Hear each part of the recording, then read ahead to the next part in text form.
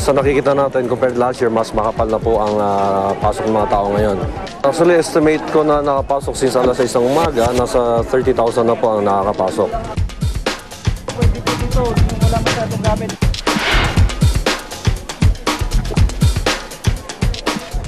Well, meron tayong nakadeploy na medical team from Manila Health Department at meron tayong nakahandaan na wheelchairs nga para doon sa senior citizens paghatid ng mga disabled.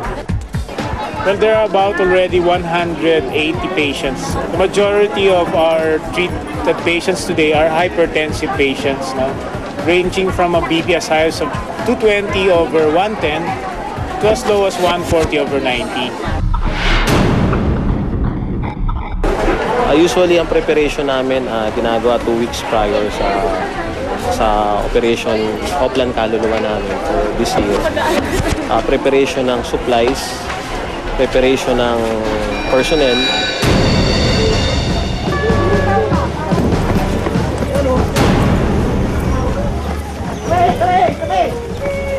na-report na mayroong ongoing fire. So, since walang available na fire truck, nag-decide yung group na kunin yung available na fire extinguisher. Padre! Paano ba na? Galing mo na, yan. Sige na, pare. Ayaw, wala pa tayo video, yan.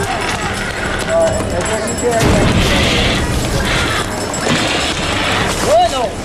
Wala pa tayo plato. Ito. Bali, ano Tol, flashing na lang. control naman to, sir. Flashing na lang. At the same time, kung hindi naman mako-contain yung fire, may danger kasi na mag-panic at saka magkaroon ng commotion, magkakaroon ng stampede. So yun yung ina-avoid ng grupo.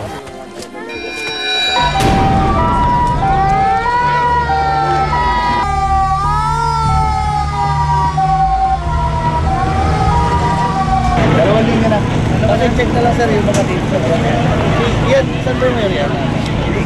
May mga lipato doon. Since na ubos na yung fire extinguisher na dala namin, rumadyo kagad kami sa Makati C3. Humingi kami ng backup na fire truck. Just in case na lumaki yung fire, kailangang ma-splashing yung area para yung mga mabasa yung buong area, hindi na lumaki yung fire, hindi na mag-rekindle. Actually, nung una nga, akala ko talagang may nagsiga lang talaga na intentionally. Kasi nung una, hindi pa naman siya ganun kalaki, so binabaliwala ko lang. Tapos nung mga after few minutes, medyo lumaki na siya. So medyo naano na ako na kasi banda dyan na halos, siguro mga 10 meters away na lang sa amin eh.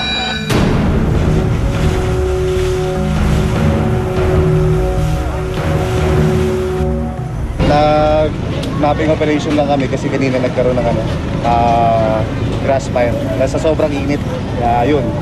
Nag-trigger talaga yun, yung mga kandilang bumagsak o kaya may nagsisiga.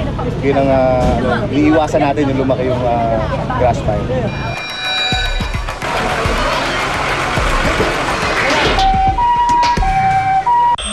Habang parot parito ang mga kababayan nating dumadalaw sa kanilang mahal sa buhay sa Manila South Cemetery, isang 4 na taong gulang na bata ang nawalay sa kanyang ina.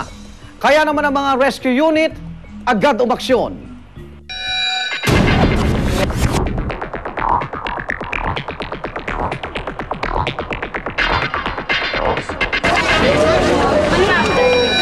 Space, Thunder. Nandun sino mo? Nagpunta po kasi kami sa puntod ng chewing ko. Tapos binigyan siya ng juice ng pinsang ko. Kasi hindi niya na maubos, binigay niya sa akin. Tapos umiinom po ako. Maya-maya sabi na kong panganay, Mama, si Joaima. Pagtingin namin, wala na po siya sa likod namin, sa harapan namin. Nagpanik na po kami lahat na nandun, hinanap na po namin siya. Lumapit siya sa amin dahil nawawala yung 4 na taong gulang na kanyang anak. Common to sa amin dahil taon-taon lagi may nawawala. May nawawalang bata, matanda. Sa posibleng hanapin Isa kami ng team na naghanap ng nawawalang bata. Kabilang team, iyan! Baka mamaya may kumuha sa ano ko, hindi na ko siya ibalik. Kasi hindi naman natin masasabi yung mga tao dito, di ba? Baka mamaya wala akong mag-surrender sa anak ko. Diyos ko, hindi ko alam yung gagawin ko pag nangyari yun.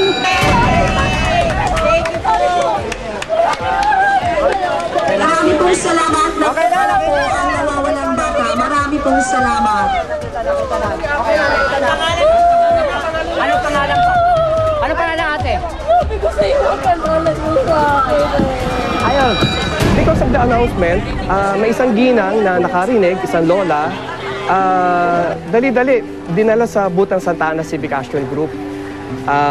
Because of that, gano'n na lang pasasalamat namin sa isang ginang.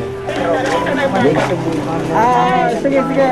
Babalik kami ng base.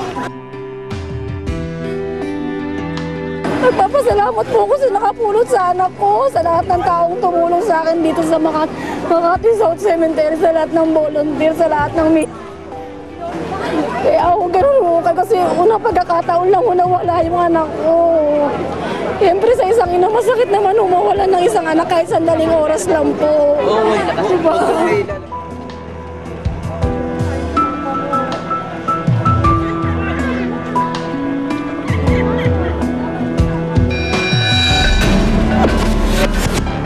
Before sila magtirik ng kandila sa isang location, siguraduhin nilang malinis yung paligid. May mga tuyong dahon, tapos kung may mga basura, linisin na rin nila bago sila magtirik ng kandila.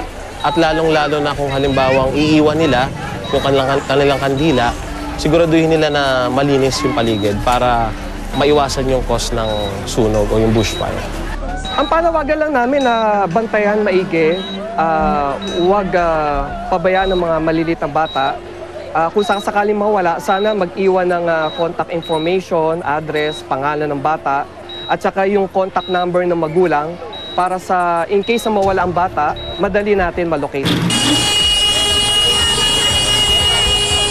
Dilated na yung cervix, ongoing labor siya. Pero hindi pa siya pumuputok yung kanubigan. London, England, home